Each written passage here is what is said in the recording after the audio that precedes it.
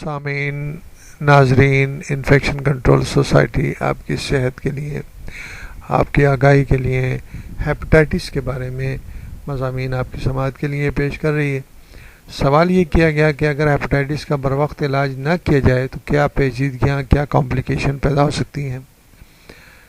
Doctor زاہد اعظم بتاتے ہیں کہ ہیپاٹائٹس ایک خاموش قاتل ہے۔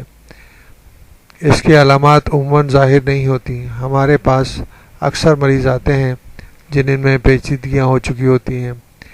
وہ اس وقت آتے ہیں جب علاج نہ صرف مشکل بلکہ بعض اوقات تو ناممکن ہو جاتا ہے۔ جیسے کہ بعض مریض اس وقت آتے ہیں جب انہیں پہلی مرتبہ خون کی الٹی ہوتی ہے یا پیٹ میں پانی بھرنے کی شکایت ہوتی ہے، یا بیرون ملک ملازمت کے لیے میڈیکل ٹیسٹ کرانے سے پتہ چلتا ہے۔ اس طرح دیر ہونے کی صورت میں نہ صرف پیچیدگیوں کا سامنا کرنا پڑتا ہے بلکہ کینسر کا خطرہ بھی ہوتا ہے۔ بعض صورتوں میں جگر کی پیوند کاری یعنی کہ لیور ٹرانسپلانٹیشن کی ضرورت پیش آتی ہے۔ سوال یہ کیا گیا کہ ہیپاٹائٹس بی اور سی کا ممکنہ علاج کیا ہے۔ پروفیسر ڈاکٹر سید حسنین علی شاہ فرماتے ہیں کہ ہیپاٹائٹس بی اور سی کا علاج نہ صرف دستیاب ہے بلکہ کامیاب بھی ہوتا ہے۔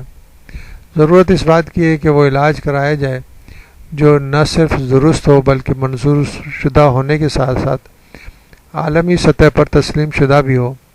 اگرچہ کامیاب علاج نہ صرف مہنگا ہوتا ہے بلکہ اس کی ایک حد تک ضمنی اثرات، سائیڈ ایفیکٹس بھی ہوتے ہیں۔ ہمیں اس بات کو مد نظر رکھنا چاہیے کہ چونکہ یہ وائرس سخت جان ہے، آپ کے جسم کے لیے زہریلا ہے، اس طرح اس کا علاج صرف ٹیکہ بھی سخت جان اور مشکل ہے۔